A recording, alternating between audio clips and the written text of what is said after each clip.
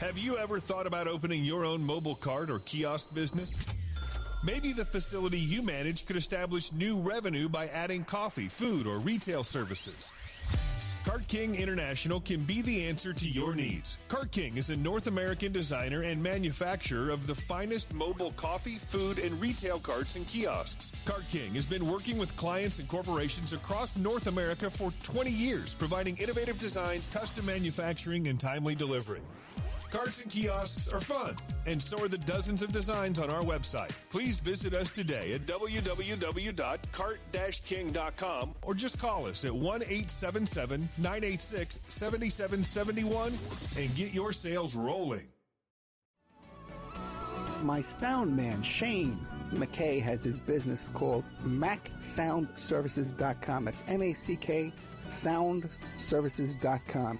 What he does for me is I send him my shows, and he does audio enhancements and stuff like that. He does miracles if you see some of the stuff I send him and how it comes back. So get a hold of Shane at MacSoundServices.com. M-A-C-K soundservices.com.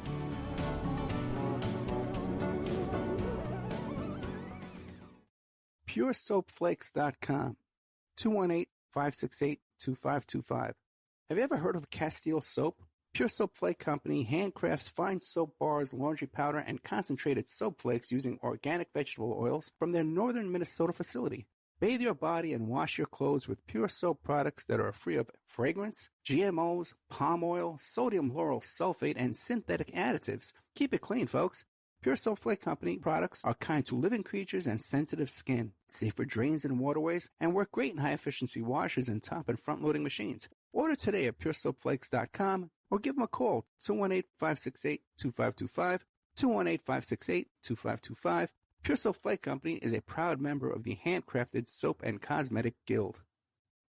Tina Helmuth is writing an ongoing series of fact-fiction books that boldly takes on today's most heinous crimes: the abduction, sexual trafficking, and cannibalization of our children. Suffer the Little Children, The Wrath of the Father, and Unbreakable.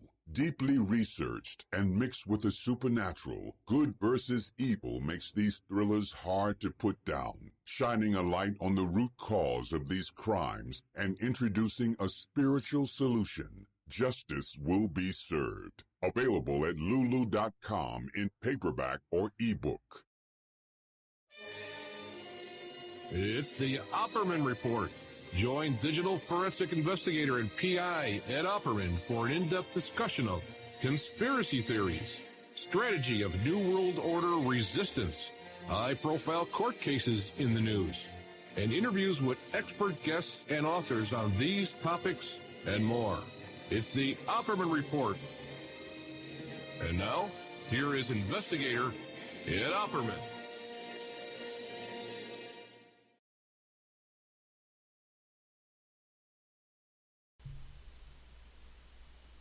Okay. All right. Finally get that mute button to turn off.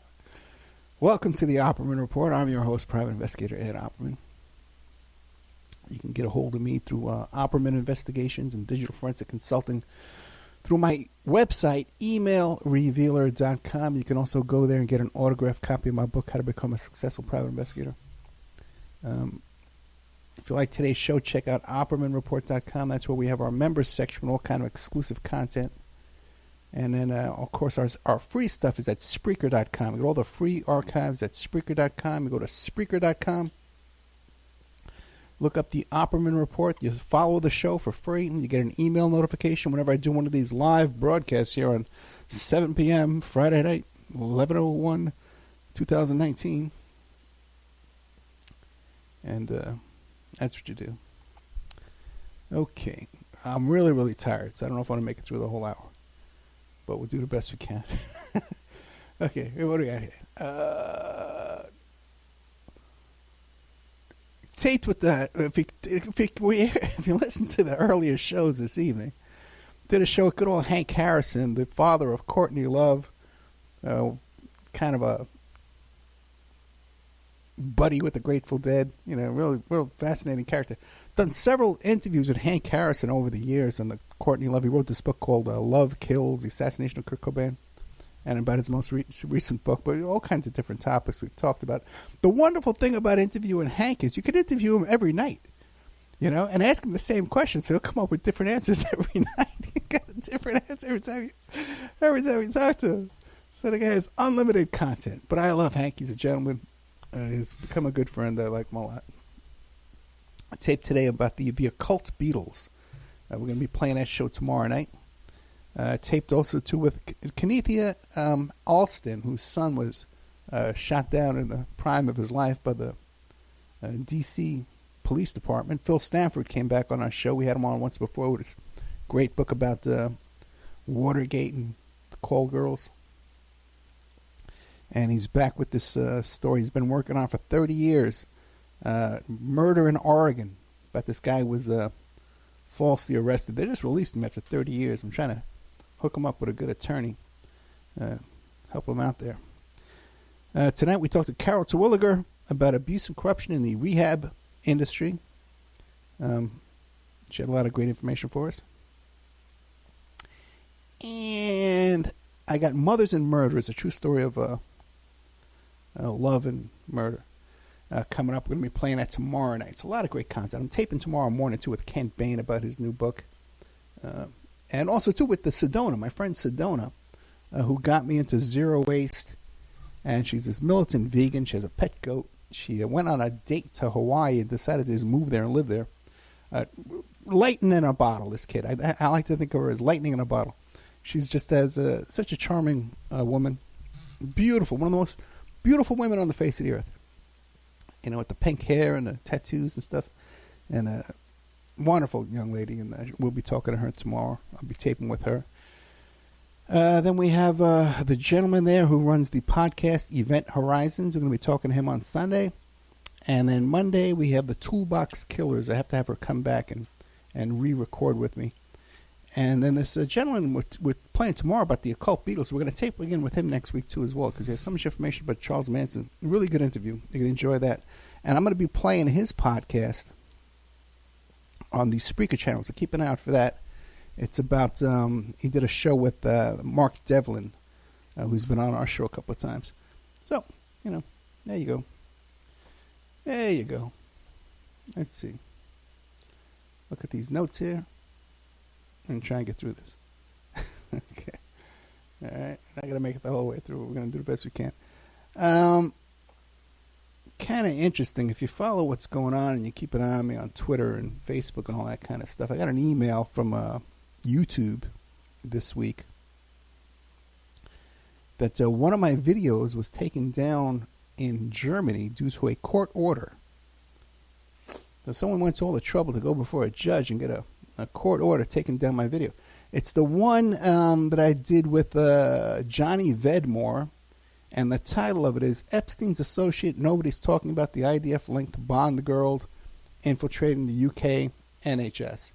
Now, it's still up in the United States and most countries on YouTube, but I took it down from Spreaker. I don't want to take any chances with that Spreaker channel. That's where we're making our income, and we reach the most people. If I lost YouTube tomorrow, I wouldn't care. But the Spreaker channel is something we're trying to build on here. So if you listen to us on YouTube, or one of these, half the shows have been deleted from YouTube anyway, by the way. You want to go to Spreaker. SPREAKER.com is a chat room. We got a couple of lovely ladies there in the chat room right now. And you get an email notification when we do a live show. Sometimes I do a spontaneous live show. And so you'll get an email. Anyway, what else is going on here? So we got that little attack coming to us from the Epstein circles. Got to keep an eye on that. Now,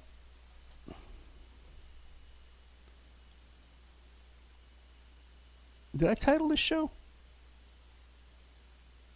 The title of the show is supposed to be Low-Hanging Fruit. Did I do that? I hope I did. And what's that about? Okay. Well, I'll tell you. Every now and then, I'll wake up and I'll check my email and my Facebook messages and the Twitter comments, and there's like a ton of emails there saying, "Hey Ed, have you seen this? Have you seen this, Ed?" Right? And this week there were two of them. In the past week or so, there's been two of them. One was about the FBI released some documents concerning their investigation into the Finders cult. And I've done some shows about that, but buried in this document dump of the FBI is some content in there about the McMartin Preschool. Now, it appears to be Ted Gunderson's work, his investigation, that somehow got into the hands of the FBI. If you listen to my reports in the past about Ted Gunderson, you know why I think that happened. I think he was working for the FBI until the day he died. You can just Google Ed Opperman Spreaker, my personal experience with Ted Gunderson, and I share with you my experiences with him. Some good, some bad. And my conclusion at the end that he was working for the FBI for his entire career, even the time when he was supposed to be retired from the FBI. So there's this sudden hysteria this week because the FBI released these documents on the Finders, and in it there's some connection to the McMartin Preschool and some tunnels and a hand-dug room underneath the, what do you call that thing there, the detached garage. Now, if you're a member of the OppermanReport.com, you'll see that I did a show about this about 3 years ago. I interviewed this gentleman who was hired to go there and examine the property with he's an archaeologist with ground-penetrating radar. And when he got there to examine the detached garage, he was told, no, that's not part of the property. That's the neighbor's garage. So we left it alone. But later on, when they were raising the property, they were demolishing the property, he was called back to the property, and he saw with his own eyes. He's an eyewitness, and he saw with his own eyes that there was a hand-dug room underneath the detached garage with a hand-dug staircase. And if you look at these these sketches in this FBI document, they have a handwritten notation on there: tunnel entrance under the detached garage. So this information was unknown to my guest, but my guest talked about this 3 years ago. So, and this confirms my guest's eyewitness conclusion. I have other witnesses out there that have not been willing to come forward and come on the air with me, but this has been confirmed to me before by others who saw this room underneath the garage. A hand-dug room. And it's the kind of, if you go to the member section and you listen to the interview, it's the kind of material down there you really don't want to take your chance digging because it could cave in on you. So it's not something that someone with any kind of brains would do, you know. Now, interesting, I'm bombarded with all these people. Ed, have you seen this FBI document dump? Have you seen this, Ed? You know, and I'll give him the link. Yeah, I was talking about this 3 years ago. Haven't sold one copy of that episode. Not one. Not one of these people out there that are all fascinated by this FBI release of information has bothered to cough up $2 or become a member for $6 and listen to this exclusive report by a first-hand eyewitness who was involved in the case. Not one. Nobody's interviewed this guy in 40 years, by the way, but me. But nobody's interested in that. They're interested in what the FBI's telling them to look at. How do you like that? Okay. And then I got to see all these guys out there, all these edgy YouTubers, man. They're all these edgy guys with their tattoos and their nose rings and their bandanas, and they wear these leather jackets with no shirt underneath them, and all edgy investigators out there, these YouTube investigators, Flippity Flop Top and all their wonderful YouTube names. And they're all on the case, man. They're all on the case here, investigating now, researching here these FBI documents here, because that's where the FBI told them to look. Right? I like that. Talk about low-hanging fruit. Walking along. Hey! Look at this. Over here. Look at this. Okay. I'll be there. Okay. That's what it is, man. And all these great researchers, these in-depth investigators, are going to be doing YouTube videos coming out there wazoo because the FBI told them, look over here. Well, that's wonderful. That's something I aspire to do one day, to just go bumbling around and stumbling around like Mr. Magoo until the FBI tells me what to go look at. Okay. Let's do that. Let's do that. Now, the other one is the other low-hanging fruit that's out there right now that's annoying the hell out of me. That everybody wants to send me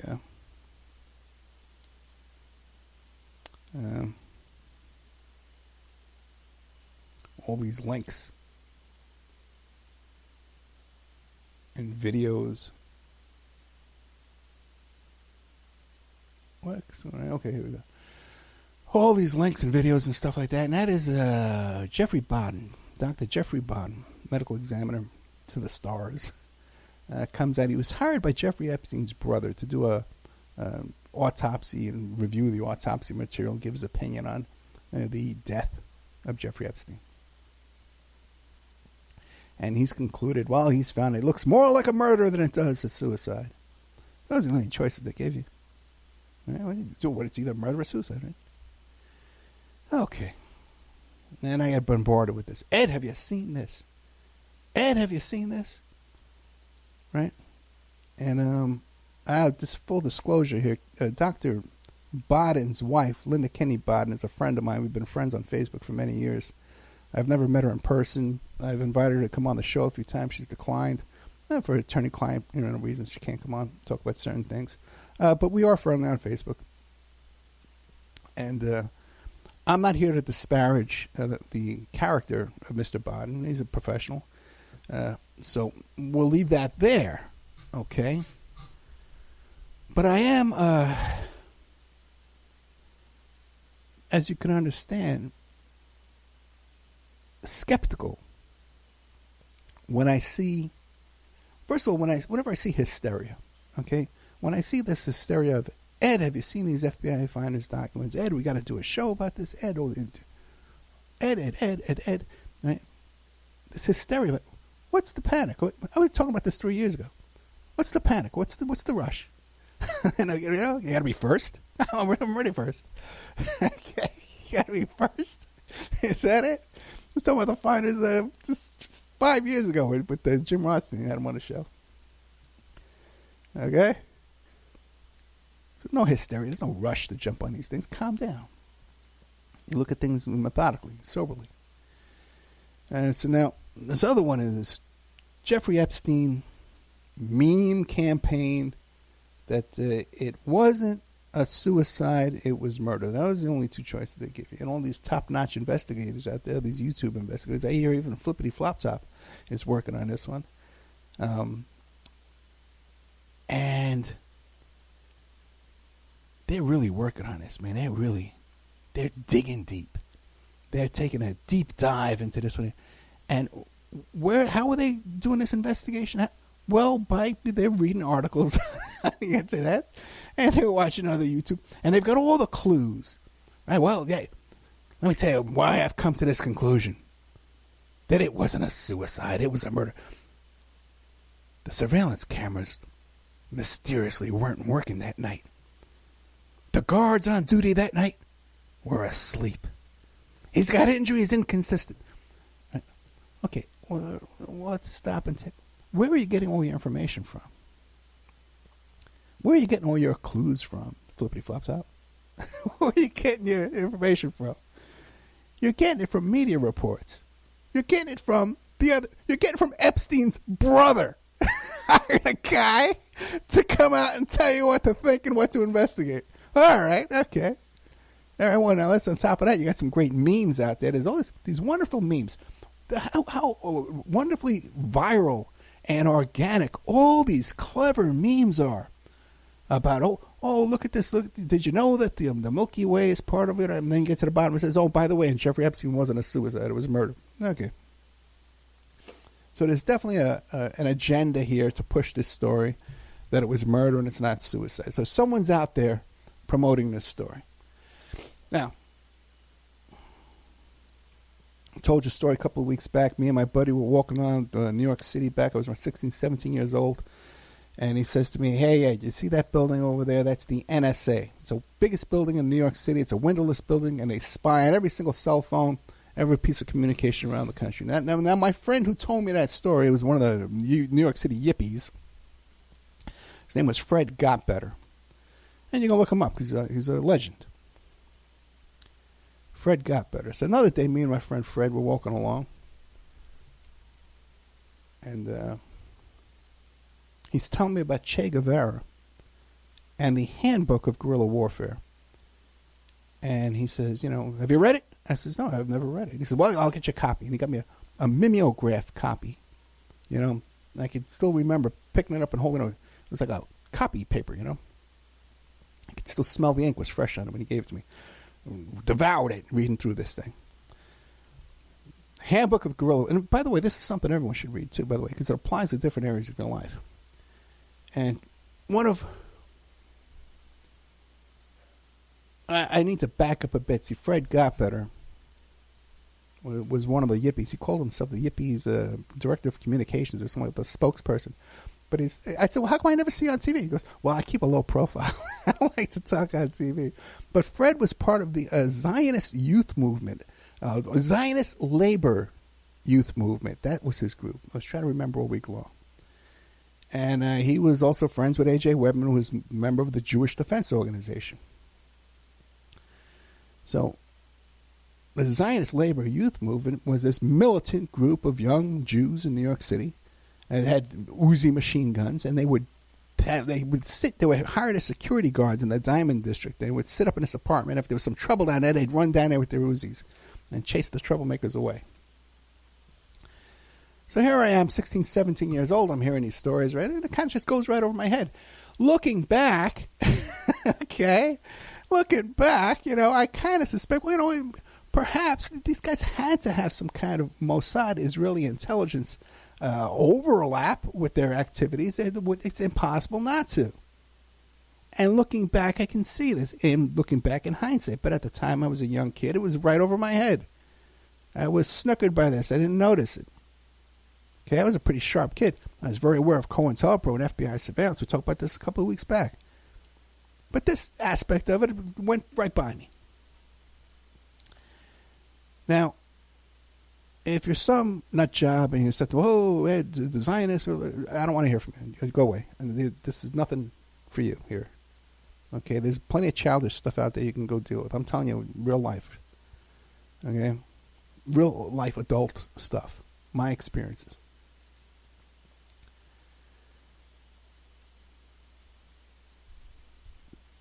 So looking back, I can see that in my life, in my youth there, I was probably at least a bit manipulated and maneuvered and directed by Israeli intelligence.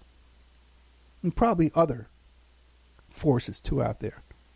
Was probably able to misdirect me in my naivete, in my naive youth. Okay, by the way, when I was using a lot of marijuana, which I think makes you a little bit more gullible, a little more susceptible to distraction and manipulation. But now, with the advantage of time and age, I'm a little more savvy, I'm a little more experienced. I can kind of maneuver my way through things a little bit better than I could when I was 16, 17 years old, when I was a babe in the woods, when I fell for low-hanging fruit. I no longer do. Now, Fred was telling me about the Handbook of Guerrilla Warfare, the Che Guevara Handbook of Guerrilla Warfare. And one of the concepts in the Handbook of Guerrilla Warfare, Che Guevara talks about how if you're a revolutionary movement and you're an indigenous movement, you're a grassroots movement, you don't have arms, you don't have a munitions factory, you don't have an arms factory to build weapons for you. So you have to take the few weapons you have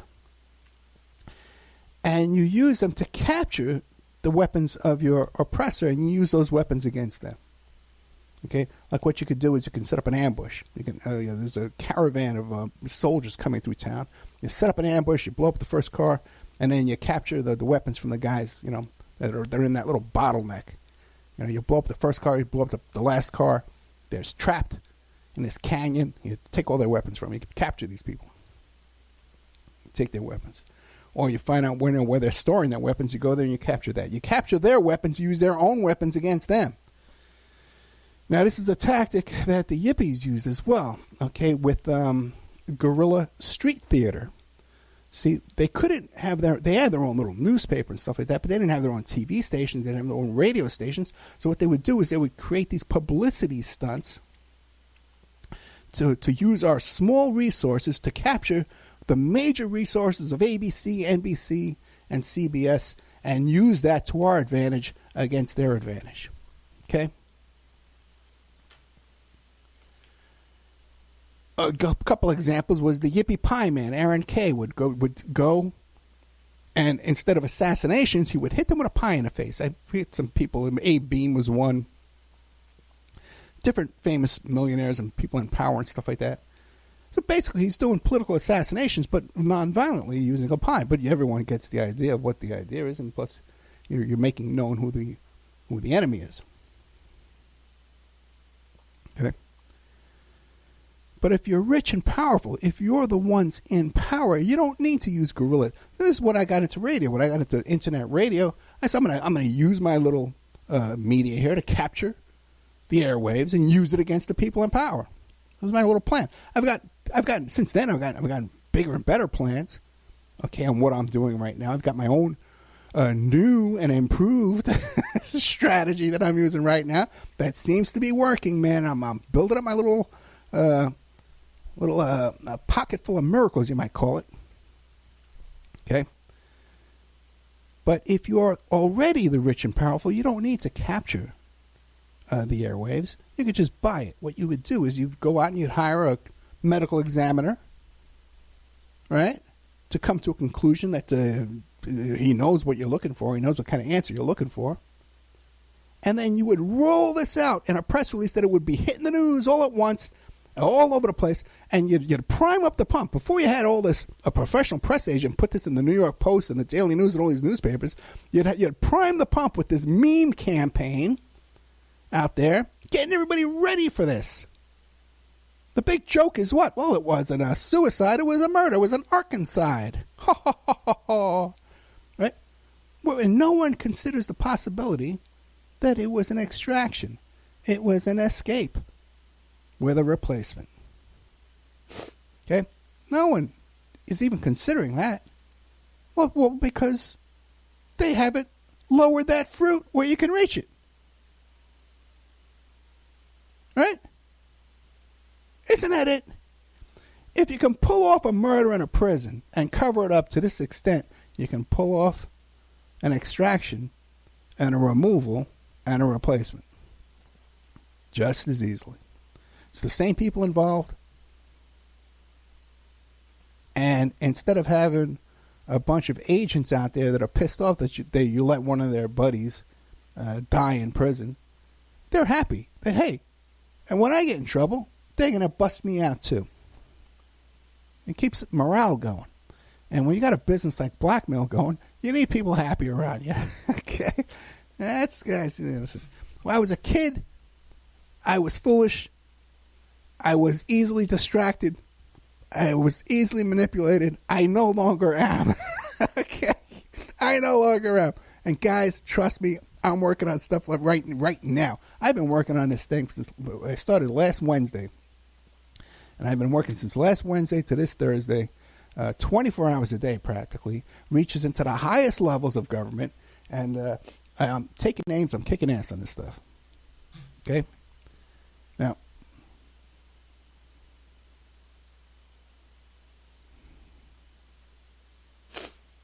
another thing.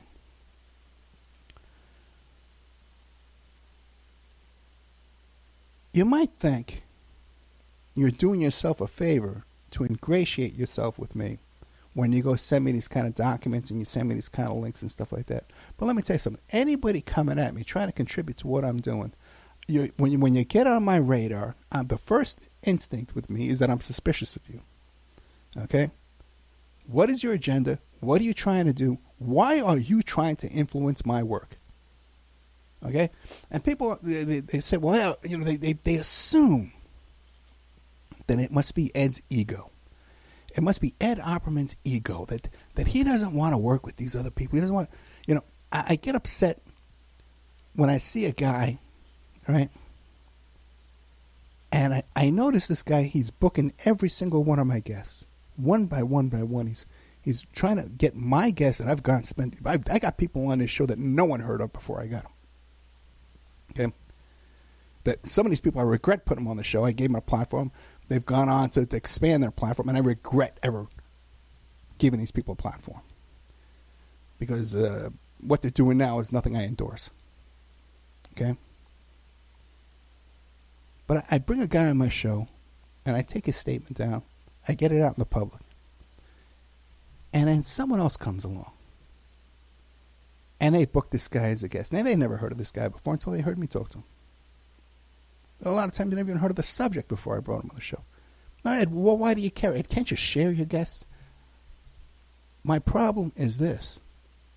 You got another guy, brings this guy on his show. You only got to twist things a little bit, okay? If you got a ship that leaves port in New York City, pointed toward England, it only needs to be 1 degree off course at the start, and it winds up in China. Now, I'm not a geography guy, obviously, but you get my point. Like, I don't have a map in front of me, and I wasn't planning on saying that. Otherwise, I would have had some notes. Okay? But you understand my point. You're off 1 degree, you're going to miss the whole thing. Another flippity-flop-top YouTuber gets a hold of one of my guests. I'm not saying flippity-flop-top isn't a great guy. He probably is. He's probably a sincere guy too, but he's a youngster. Just like I was a young gullible fool when I was a kid and I stumbled into some manipulations. Possibly this could be something that's going on with you in your life right now with flippity-flop-top. Okay? The flippity-flop-top is a made-up name. And all these YouTubers who use these made-up names and stuff like that. It's a general term for all these characters. See, Flippity-Flop-Top may not be a bad guy, but there could be bad guys around him influencing him, misdirecting him, pointing him toward the low-hanging fruit. Now, why does this concern me? Because you take my guy and my information that I'm trying to get out there, and you just need to twist it a little bit. You just need to just misdirect just a little bit. If you go back to the Bible, the story of Adam and Eve, Eve went and ate the apple, right? And the serpent came over and says, "Oh, no! If we eat the apple, we're gonna die." The serpent didn't say, "Oh no, you eat the apple, you're gonna grow bigger boobs." The serpent didn't say that. He says, "Oh, is that what God said? Did He say you would surely die?" He only needed to twist the word of God a little bit. Just gotta tweak it just a little bit, okay? And it ruins the whole thing. You follow me, guys? Okay? All right? So when people are sending me documents and information and they're trying to influence me, you don't want to be on my radar that way because I'm just going to be double down my suspicion of you. Okay? I know what I'm doing. Okay? And I have the life experience to back it up. Way back to my teen years, like I just told you at the beginning of this story. Okay? I know the impact that my work has. If you go back and look to my Sarah Palin story, and my Jeffrey Epstein work, my work in the Jeffrey Epstein case, all these different 24-hour news stories, things I've been involved in, Wienergate, I know the impact of the work I'm doing. Okay? I'm not saying I don't make mistakes, but I sure as hell don't fall for this low-hanging fruit every freaking week. Okay? Over and over and over, like 90% of these suckers out there are doing. All right? Let's see. Is that everything I wanted to say? Did you catch what I'm putting down? Let me look at this 34. Let me play a commercial break. All right, you know what? I can't. I don't have a commercial ready. I should just drop it right there because I'm really tired.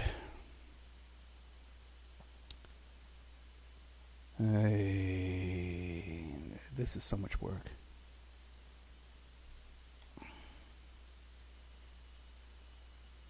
How to find an ad. By the way, we're working on picking up a whole block of new sponsors, new stations. So if you want to advertise, this is the time to do it. We're looking at picking up a block of 10 stations. Plus that big giant station down in Florida. So if you like the work I'm doing, especially if you like my politics and you want to support it, because, Florida's a swing state.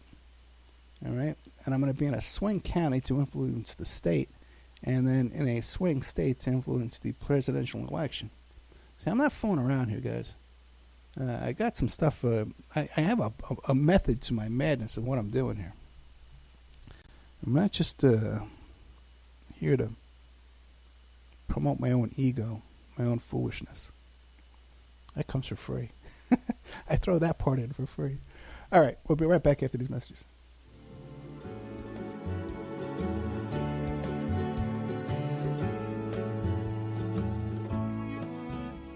And now a word from our sponsors. Have you ever thought about opening your own mobile cart or kiosk business?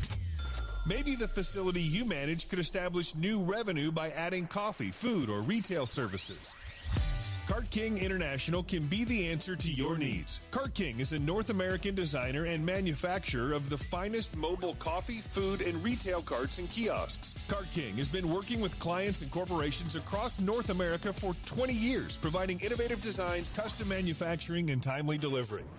Carts and kiosks are fun, and so are the dozens of designs on our website. Please visit us today at www.cart-king.com or just call us at 1-877-986-7771 and get your sales rolling. PureSoapFlakes.com, 218-568-2525. Have you ever heard of Castile Soap? Pure Soap Flake Company handcrafts fine soap bars, laundry powder, and concentrated soap flakes using organic vegetable oils from their northern Minnesota facility. Bathe your body and wash your clothes with Pure Soap products that are free of fragrance, GMOs, palm oil, sodium lauryl sulfate, and synthetic additives. Keep it clean, folks. Pure Soap Flake Company products are kind to living creatures and sensitive skin, safe for drains and waterways, and work great in high-efficiency washers and top and front-loading machines. They have a little promotion going on. Contact them to order some soap. Mention the Opperman Report. You're going to get a free gift. They're going to send a little extra soap, travel size, soap bars and laundry soap, cleaning soap flakes. I've been using that stuff all day long today. Great stuff. Order today at puresoapflakes.com or give them a call, 218-568-2525, 218-568-2525. Pure Soap Flake Company is a proud member of the Handcrafted Soap and Cosmetic Guild. Tina Helmuth is writing an ongoing series of fact-fiction books that boldly takes on today's most heinous crimes: the abduction, sexual trafficking, and cannibalization of our children. Suffer the Little Children, The Wrath of the Father, and Unbreakable.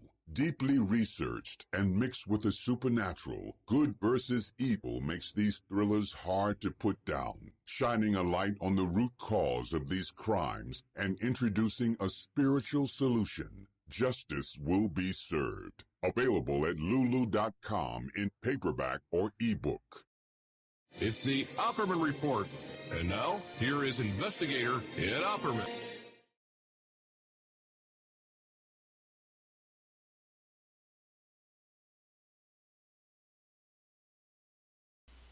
Okay, welcome back. Welcome back to the Opperman Report. I'm your host, Private Investigator Ed Opperman. I actually, I think it's better off if I don't continue, if I get some sleep. It's 3 o'clock in the morning, and I got to get up really early tomorrow and do a couple of interviews. And I did get out the majority of what I wanted to say tonight. And it's not like I need to do a solid hour of these live programs anymore, because it's very rarely that I broadcast these on AM/FM. I just basically just for Spreaker and for what do you call it, YouTube and that kind of podcast platforms. I know it's going to be any length. It's not like I'm required, like I am with the radio stuff, to produce. Some of these shows you got to be. Some stations they want 54 minutes and 50 seconds. And some want an hour, so you there's a lot of editing involved in all this, What I got myself into with this craziness, But I am doing the best I can for you, and I hope you guys appreciate it. I know there's some people out there that appreciate following what I'm doing. I would just caution people to not be so quick to run in a certain direction every time the enemy says, "Looky here." You know? Okay, I'll look there. You know, just work on your stuff. Work on your stuff, what you got in your own heart, what's interests your mind, that you got a gut feeling about, and you dig and you find something new that no one else has worked on before. Do that rather than everybody chasing after the same thing, where they're throwing out a monkey wrench here and a monkey wrench there every other day to distract people with this freaking shiny objects, man, over and over and over again. When are we going to learn? You know, and have our own agenda, man. Let them, what do you call it, follow our agenda, man. They should be following our agenda. All right, guys. Good night.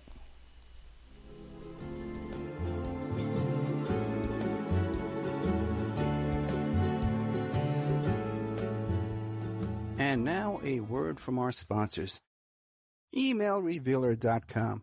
People ask me all the time, "Hey, Ed, are you still a private investigator?" I sure am. Go to emailrevealer.com. We handle adoption investigations, infidelity investigations, where you give us your spouse's email address. We trace it back to online dating websites, catch them cheating online. Email tracing, locate or identify somebody from as little as an anonymous email address. Someone owe you money? Back child support? We can find that deadbeat, locate his hidden assets, locate his hidden bank accounts, find his current place of employment, and even assist you in obtaining a judgment and recover that judgment for you.